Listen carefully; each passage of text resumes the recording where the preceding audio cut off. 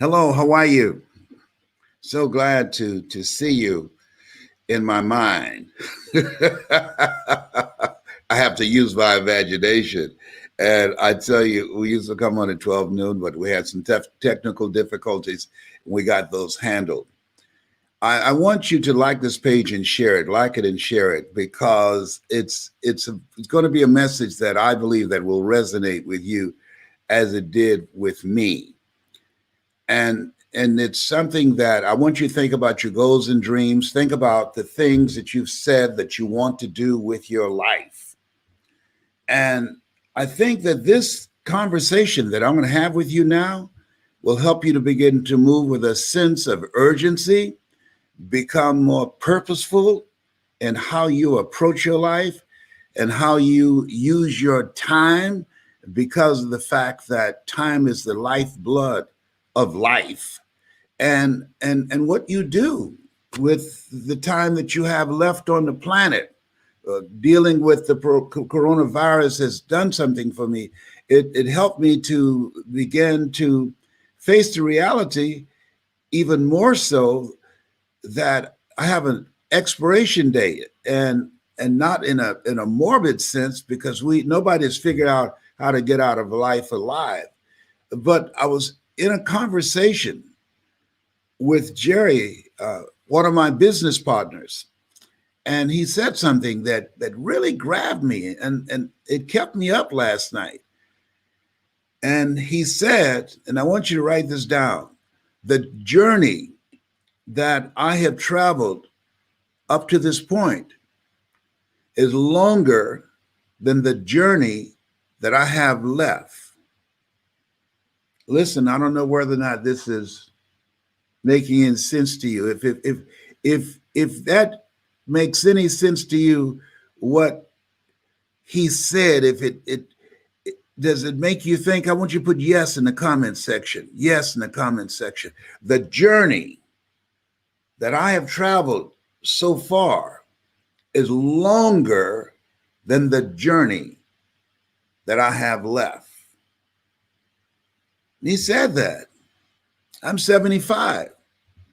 And so this journey that I've been on, all the things I've done, all the things I've seen, all the things that I experienced, all the things that I have learned, that journey is longer than the journey that I have left.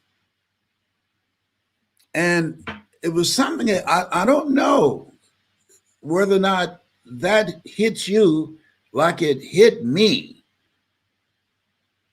How much time do you have left? I don't know.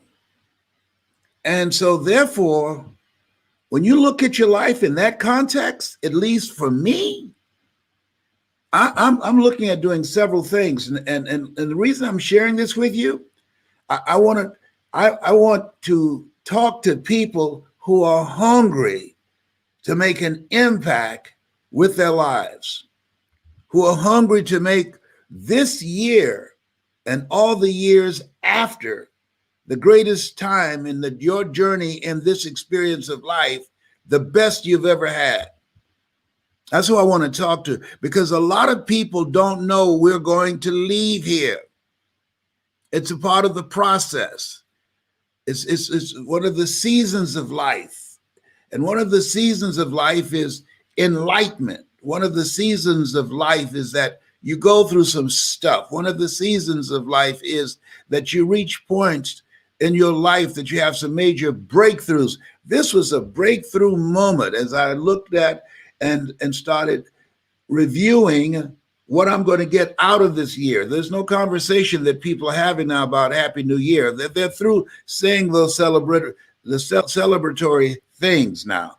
But when I'm looking at my life as a father, as a grandfather, and as a great grandfather, that what I do, how I approach my life, how I use my time, who I spend time with, who I will even get a telephone call from and speak to, that this is the time, and I want you to write this down, to share some points, because my goal is to finish strong. If you want to finish strong, I want you to put yes in the comment section. Put yes. I want to finish strong. I don't want to just casually get to the end of life and, oh, well, that was a nice ride. No. My goal is to finish strong. There's some things that I want to get done in 21. And I'm looking for some people who feel the same way. But how many of you listening to me right now that you want to finish strong? I want to see yes. Let me see the yeses. See the yeses. I want to see those. I want to finish strong. See, here's what I know about this thing called life. It is so unpredictable. Unpredictable. And unlike any time that I've ever experienced in being on the planet, I've never been in a place where you are mindful of the very air that you breathe. There's two things you need in this thing called life that I know that's required. One is the ability to breathe. That's major. Without breath, you can't be here. Either you or a machine connected to you, that has to help you with the process.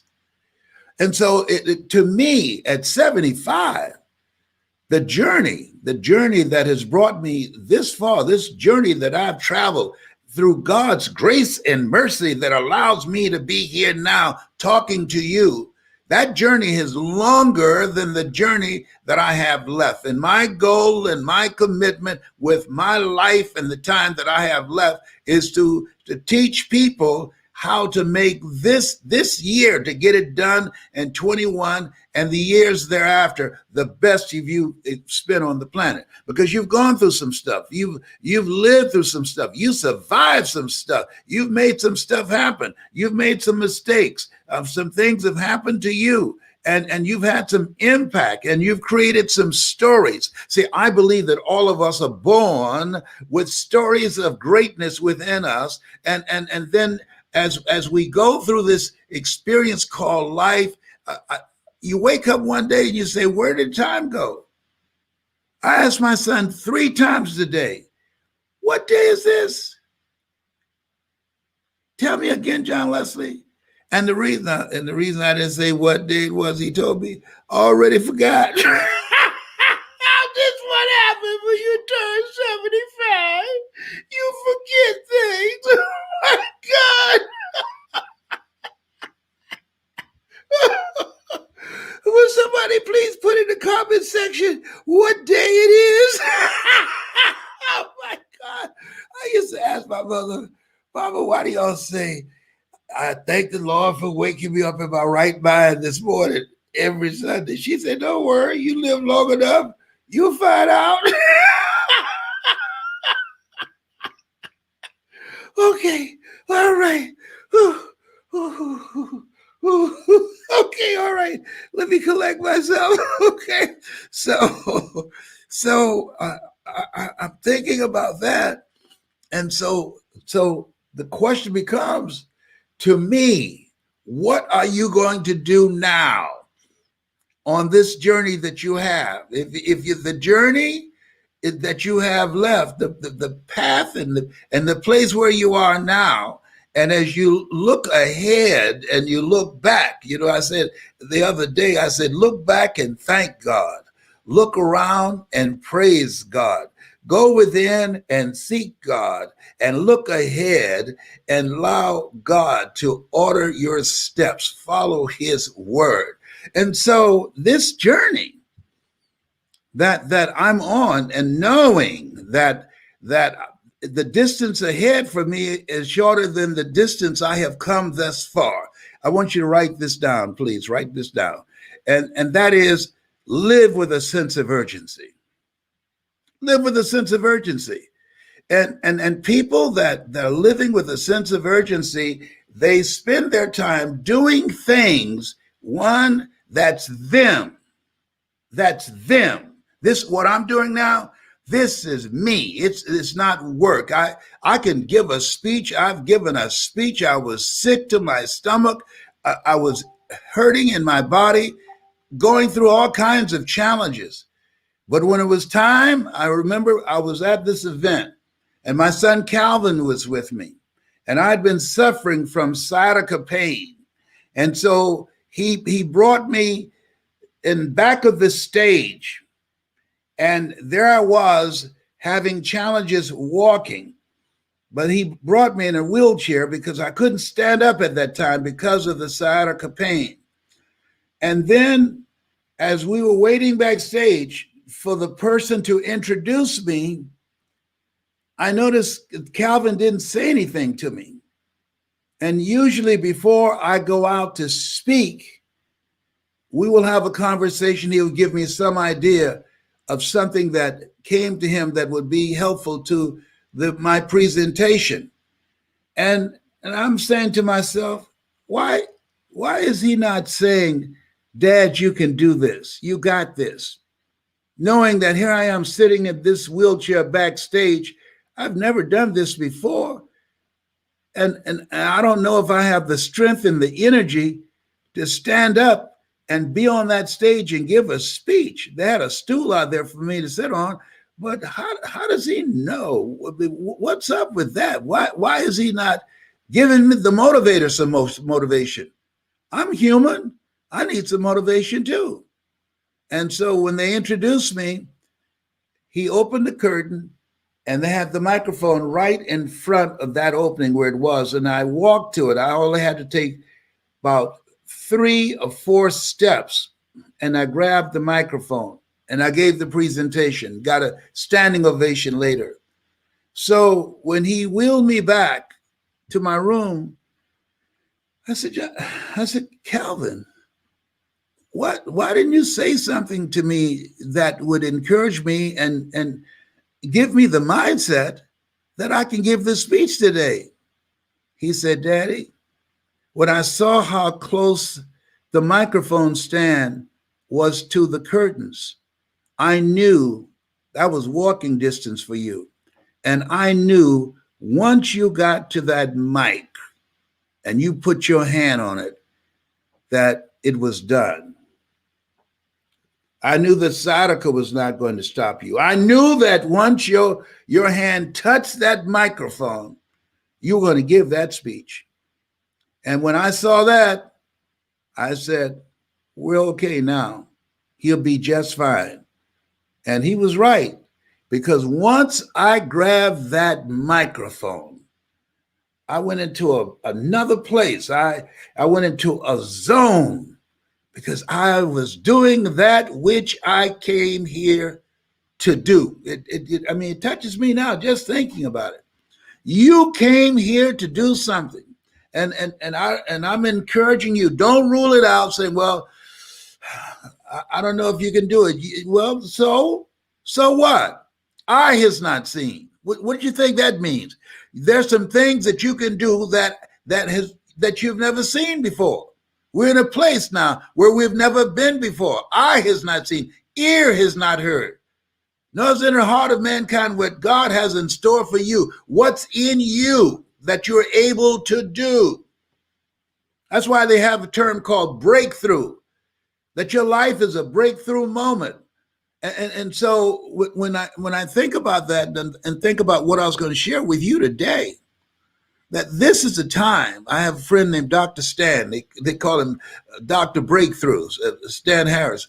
And he talks about living your life in a way in terms of having breakthroughs. And I think we should have those in various areas of our lives, that we must live with a sense of urgency, one, and two, and that's making every moment count. And the other thing is have breakthrough thinking. Look at ways in which in various areas of your life that you have breakthroughs, that you take your performance to the next level. That those things that you've been talking about and you've been operating at this level, but now you're at a place now, I'm going to get through this. I'm going to take it to another level. When I was a kid, the high jump in the Olympics was 6 feet. and a guy named John Thomas, the brother, who he was a high jumper and had the record in the world. And so during that time, when you jumped, as kids, we played in the backyard. We would have somebody hold a stick and you run, and you would just jump over it. And then, but he developed a strategy. Most people were just jumping forward to jump over it, but he developed a strategy that you could sizzle, and what they call the sizzle, that you raise your leg and that front leg, and then the other leg come behind it, right? Then there's something that came along called the Fosbury Flop. Same event, but there's a guy, it was named after him. And when he jumped, he was able to raise his body high enough in the air, and he would go over the pole head first and bring the body behind him. Same event, but different strategy.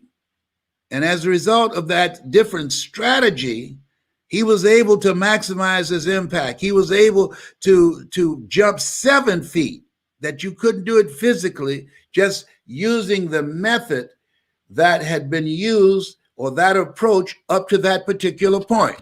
Now, tell me what you mean, Les. I'm trying to stay with you. Well, here's what I mean. That there's some things that you are doing, and that you perhaps have not succeeded using the approach that you now have. And that many people, when they're going after their goals and dreams, they have failure after failure after failure because they are doing something in the same way. I think that's why Einstein said the thinking that has brought me this far has created some problems that this thinking can't solve. And that's when I came to the concept, and I want you to get my book called You Got to Be Hungry.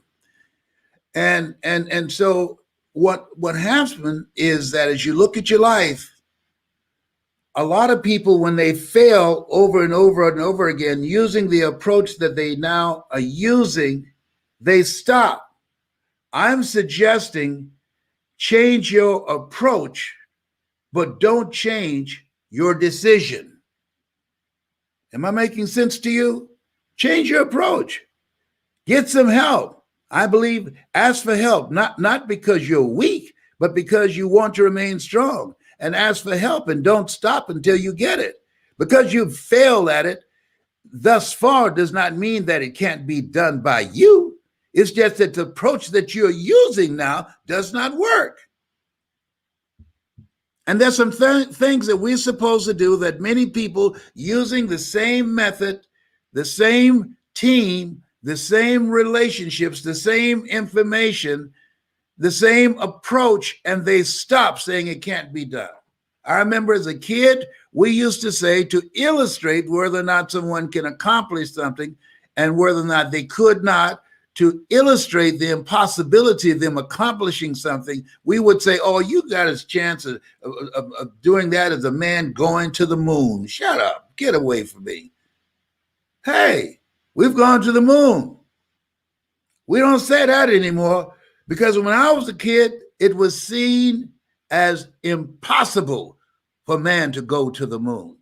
That's no longer a reality. The Wright brothers, when they were able to create a vehicle that was only up in the air for about 6 seconds, up to that point, the belief was for centuries, man couldn't fly. Because if God wanted man to fly, he'd have given him wings. You will never fly. You're not a bird. Get used to it. You're not even a pigeon. Get used to it. Might be a pigeon in your thinking, but you cannot fly. That was the belief.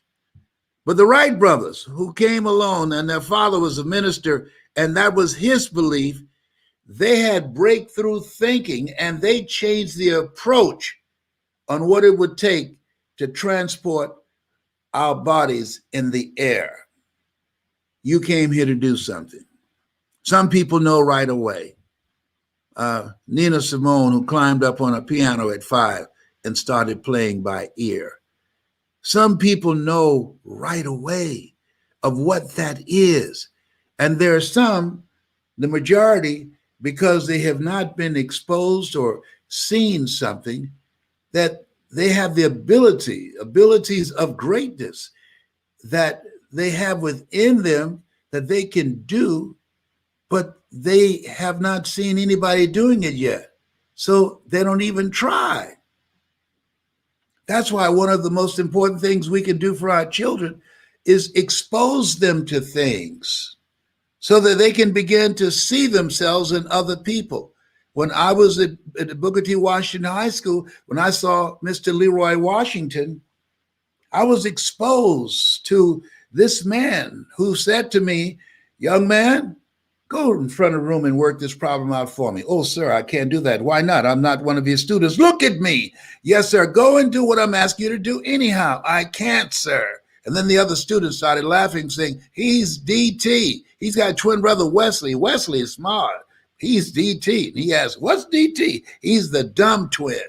And I said, "I am, sir." And he came from behind his desk and he looked at me. He said, "Don't you ever say that again. Someone's opinion of you does not have to become your reality." And so how people live their lives is a result of the story they believe about themselves.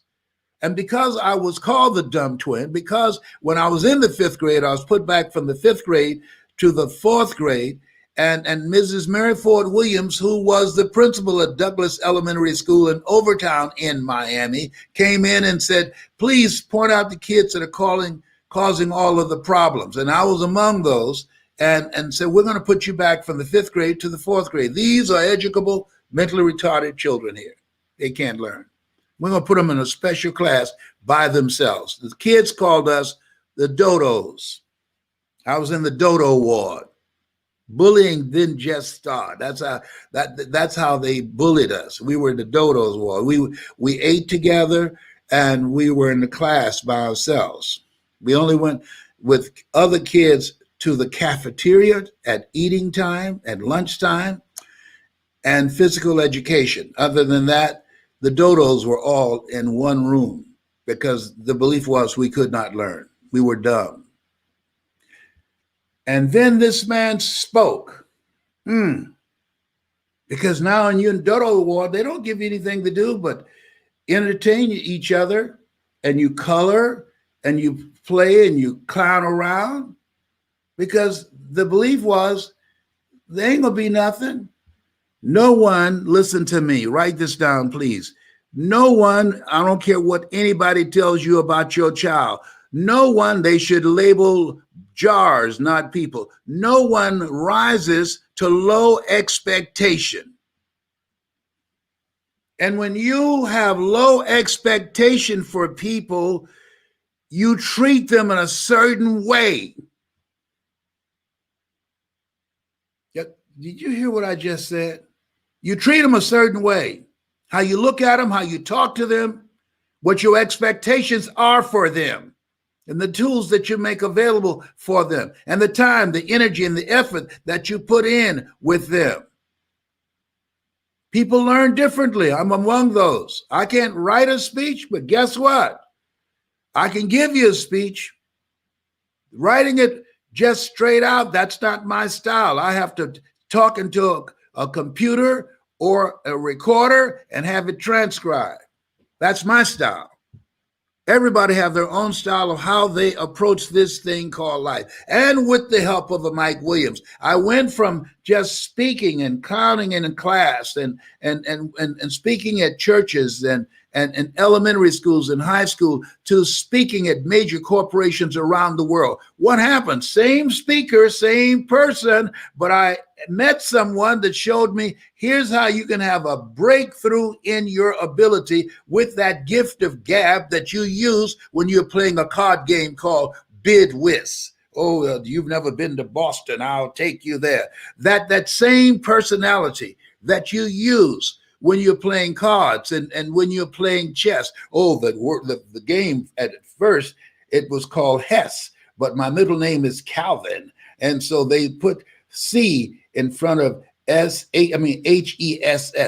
after me. So that same personality, he took this person that you see now that was labeled educable, mentally retarded, and took this voice and this story and a different approach that allowed me to be able to change people's lives. When Miles Monroe, Dr. Miles Monroe, I talk about him a lot. I miss him. He said, rob the cemetery. Rob the cemetery of your genius. Just look at your life right now. I'm asking you to look at your life. Just begin to review yourself. This distance that you've come thus far, that distance is longer than the distance that you have left.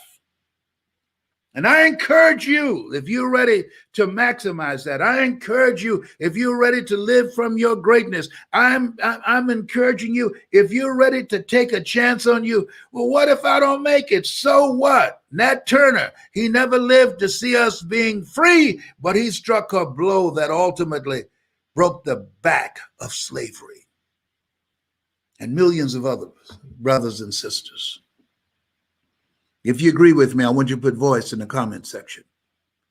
Put voice in the comment section that you would like to be coached on how you can live with a sense of urgency, how you can use your talents, your abilities, your skills, your knowledge, your story, your voice in a different way and become more impactful, and how you can build relationships that can take you to another place that eye has not seen, ear has not heard. Put voice in the comment section if you can feel me in your heart, if you can identify with what I'm saying, if you know in your heart of hearts, and I'm not asking about being practical and logical and realistic. Well, I'm too old. Oh, I don't have enough money. No. Oh, you don't know the failures and disappointments that I've had in the past. That has absolutely nothing to do with what I'm talking about right now. Nothing. Forgetting those things which are behind, reaching forth unto those things which are before, pressing toward the mark. If you're ready to press toward the mark of your higher calling, I want you to put voice in the comment section so I can show you how you can use your voice to make a difference. So I can share with you how you can have breakthrough living and thinking and breakthrough money that you can make with your knowledge, with your experiences. With what you have in you that comes naturally to you, but challenging for other people. Something. Well, I don't know exactly what I'm supposed to do. Okay, no problem. That's not a problem. All right, you got to walk by faith and not by sight. Get some coaching. Get some help. Don't stop pursuing. We came here to create. We were created by the Creator to create. If you agree with that, put voice in the comment section. Do it now. Live with a sense of urgency. Be willing to change your approach. Get some help. Most people won't ask for help. Why? Because of pride. Pride cometh before a fall. Because of ego edging God out. It's a time you got to live this same life like you mean business. Like you mean business. If you believe this is a different time, you know, time is so different. It seems like the days are faster now. I don't know if it's because of my age, but it just seems like they're gone. Let's go. Here's what I know. The older you get, seem like you don't get 30 days out of the month. You get about 15 or 20. And if you owe a lot of money at the end of the month, you might get 2 weeks out of a month. Well, that's the way it's. Didn't I just pay that bill yesterday? Don't tell me. I know I just paid that bill yesterday. No, Daddy, no.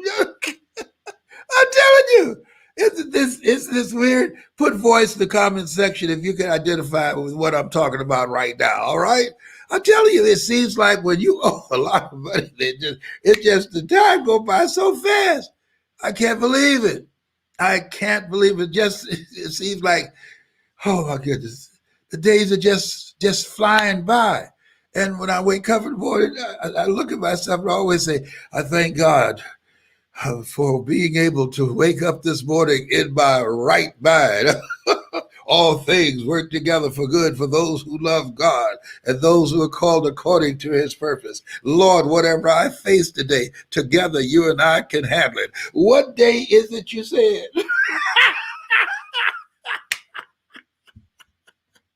If you want to learn how to do something that you love from the comfort and safety of your home, seated at a computer, if you want to learn how to begin to maximize your potential, your greatness, And if you would like to be a part of a community of people who are going in the right direction, be around the right people and get the right coaching so that you can leave a legacy. These pictures that you see behind me, that's my legacy. That's my legacy. These are my children, you know. And so when that's part of them, that's not all of them. The Lord said, be fruitful and multiply. Homie took him seriously. Oh, behave, whatever. I want you to put voice in the comment section. Put voice in the comment section. I believe that life is for living, for loving, and being healthy, and living a meaningful life, a purposeful life. Why purposeful? Well, because it narrows your choices. I spent time talking to my son last night. I said, I don't have a void in my life because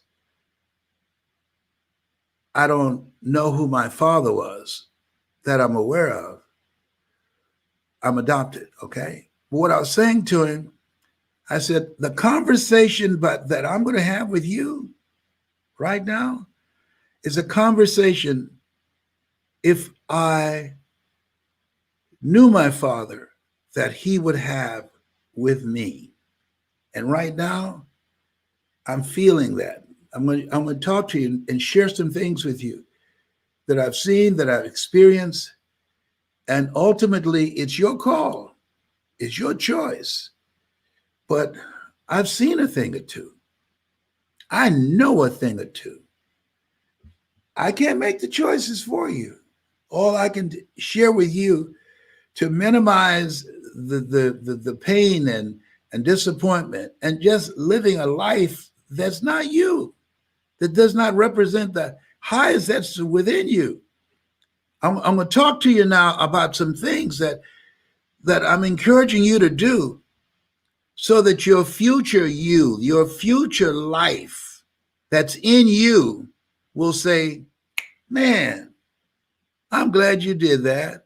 Wow, I'm glad you made that choice. I said, are you with me? He said, yes, sir, Dad. I said, don't you have anything to say? Well, he said, well, I'm not going to argue for my limitations. All right, because I was telling him about something. I said, you don't want to do that. That's not going to help you. Make choices and ask yourself the question, is this going to bring the best out of me? Is this moving my life in the direction that represent the highest that is within me? Or is this going to take me down a path at some point in time I will regret that I made this choice? Robert Frost, come forth, please. Two roads diverge in a yellow wood, and I selected the road less traveled by, and that has made all the difference. The road to life is straight and narrow, and few there be that find it, because few there be that are willing to be disciplined. Few there be that are willing to listen. Few there be that are coachable. Few there be that are willing to leverage the experiences of other people so they can maximize their impact in this thing called life. You can't tell them anything. There's nothing worse than arrogance and ignorance. People who think they know and they don't know. If you're not one of those people and you're ready to be coached, or you're ready for breakthrough thinking, as Dr. Stan would say, Dr. Breakthrough, Stan Harris, I want you to put voice in the comment section. Put voice in the comment section. Say, Les Brown, I want you to coach me. I want you to teach me how I could do what I love to do, make a lot of money, and have a lot of fun doing it. Yeah. Hello, I got it like that. As Reverend Ike would say, you can't lose with the stuff I use. Oh, behave. Why are you laughing? You got to laugh today. You got to find ways and create special moments. I'm creating a moment that we spend together. You're going to be saying to some of your friends, you know what? I watched that crazy boy Les Brown, Mamie Brown's baby boy. he had me rolling, child. He needs some help. He a little touch of the head, really. He cut his flat top off too. Yeah, he used to be looking like Kid and Play from House Party. Yeah, he cut the flat top off. Somebody got to him. No, they did not. Did not. I just did it because it's a new year. I'm going to get it done in 21. There's some things I'm determined to do, determined to accomplish. What is it that you're determined to do? That you are determined to accomplish, that you've been going at it again and again and again, and you fail, and now you're ready to quit, or you've already quit. I'm saying to you, come, Lazarus, come forth. Had to call him 3 times. Come on, you got the power to come out of there. Lazarus, didn't you hear me?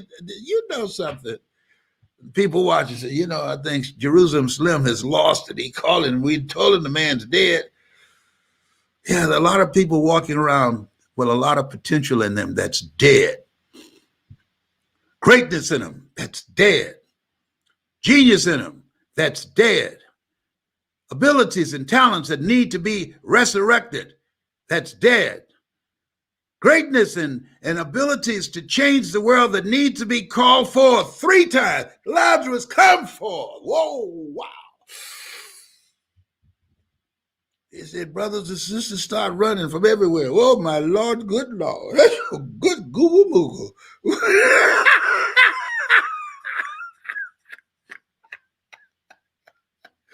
Okay, I want you to put voice in the comment section. They say he's on fire. Yes, I am. Yes, I am. Wow. The distance that I have traveled so far is longer than the distance I have left. Is that the same for you?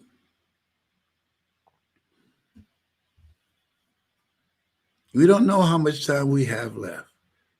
If that's the same for you, have you had some setbacks and failures and you have convinced yourself it can't be done? No. Change your approach, but don't change your decision. Get some help, because by changing your approach and getting some help, you can take your performance and your impact to another level. By getting the right help and the right coaching, you can live a life that will outlive you. Oh, you have greatness in you. Yes, absolutely you do. It's not judged by how much money you have or your materialistic possessions. It's not judged by that. No. I've never seen an ambulance or hearse at a funeral carrying some money behind it, or furniture, or a home, and dragging all that stuff out to the cemetery. No. They don't bury you with homes, with your brand new car, your Rolex watch. No, you're going to leave it all here. When Howard Hughes, who was the richest man in the world, died, somebody asked on the plane, how much did he leave? And the answer was, all of it.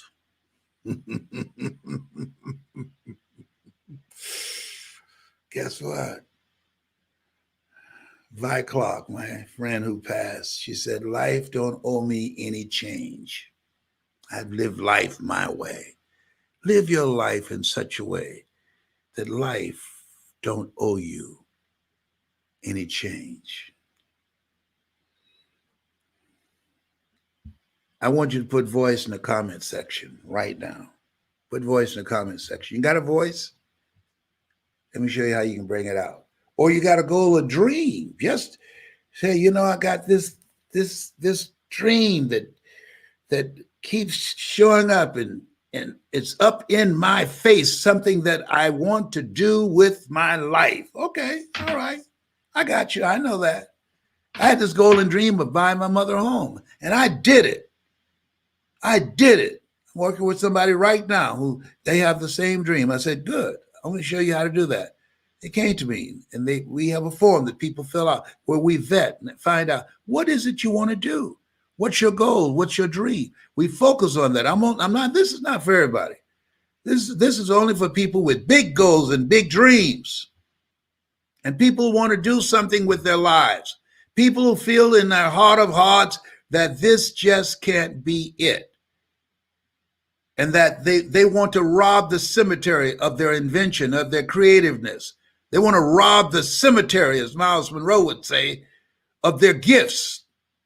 They want to become more engaged in this thing called life. They're not sitting around in some corner and hoping that nothing happens to them.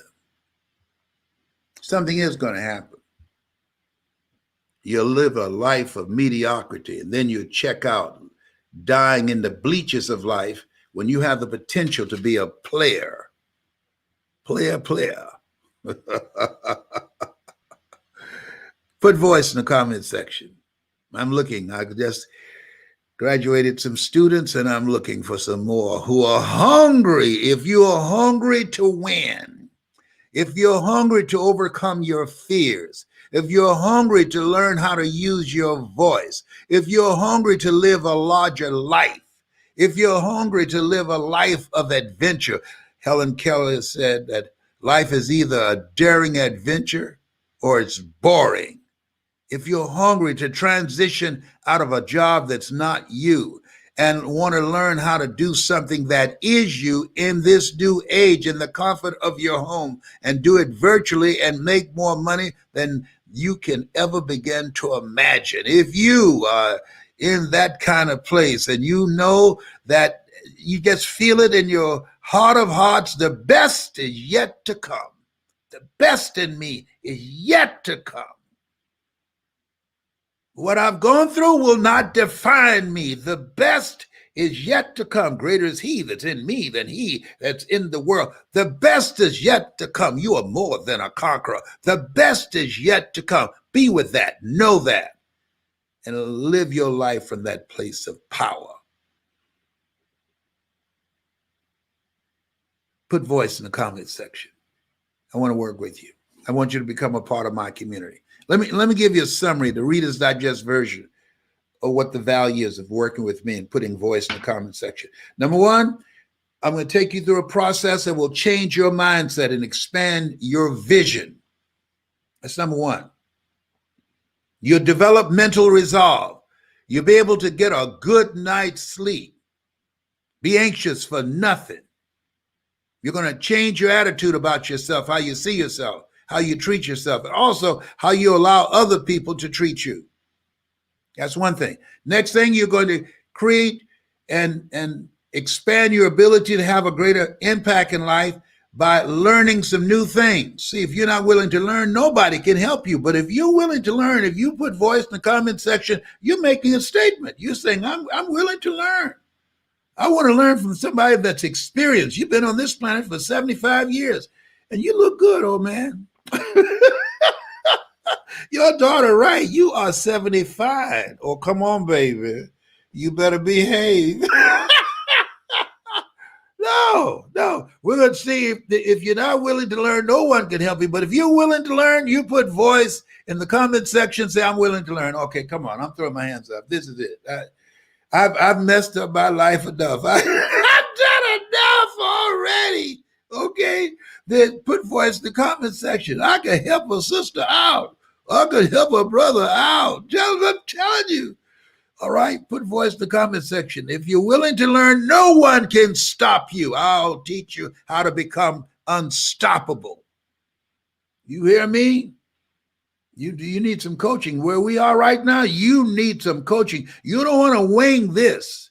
You don't want to play this but flying by the seat of your pants. No, this place where we are now, it's serious business. You want to upgrade your skill set.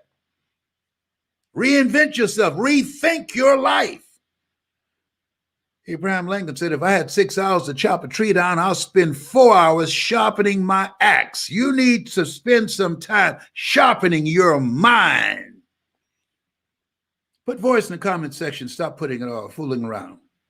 And being around the right people. Did you hear what I just said?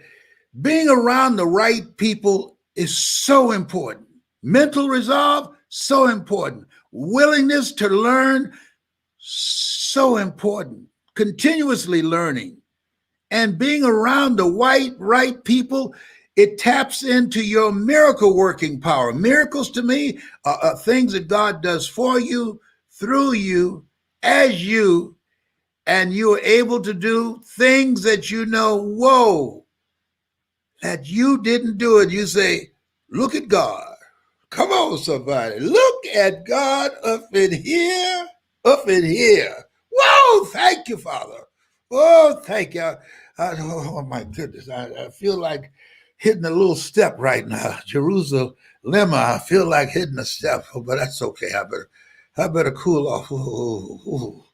Yes. You ever just get excited by yourself? Sometimes when I think about how good he's been to me, I'm going to get up anyhow. Oh, my goodness gracious. Yeah, look here, look here. I'm about to hit a step. Come on, baby. Let the good time roll. Y'all don't know about that. Okay, okay. Oh, my goodness. Oh, my goodness. I know he didn't stand up and show his Mickey Mouse pajamas. He needs some help. Will somebody call his children and tell them they need to talk to their father? Okay, all right. Ooh, I'm having a hot flash. Ooh, I call it a power surge. I used to laugh at my mother and my sister, Margaret Ann, but they had hot flashes. I don't do that no more. I don't laugh no more. Used to laugh at them. Now I'm one of them. If you're ready to go to another level, if you're ready to live a life that will outlive you, if you're ready to answer the call on your life, job is what you work for. Calling is what you're made for. You ready to be coached, and how I teach you and train you, it won't interfere with what you're doing now, but it will move you like on steroids in the direction of what you are made for. That's what I do. You didn't know? Ask anybody, say, you ever heard of Mamie Brown's Baby Boy? They'll tell you. I've been doing this for this will make the 52nd year. February the 17th. I'll be 76. Who does that? 76. Wow. Whoa. To God be the glory. You want to know how I got here? Oh, come on, Luther. Come on, Luther Bonds. God's grace. Oh, oh, oh. Yes. Put voice in the comment section right now. I want to hear from you. I want to take you to another level. I want to get the butter from the duck. Be ready to be stretched. Be ready to be challenged. That's my story, and I'm sticking to it. Bye for now. Oh, behave. You make me Randy, baby.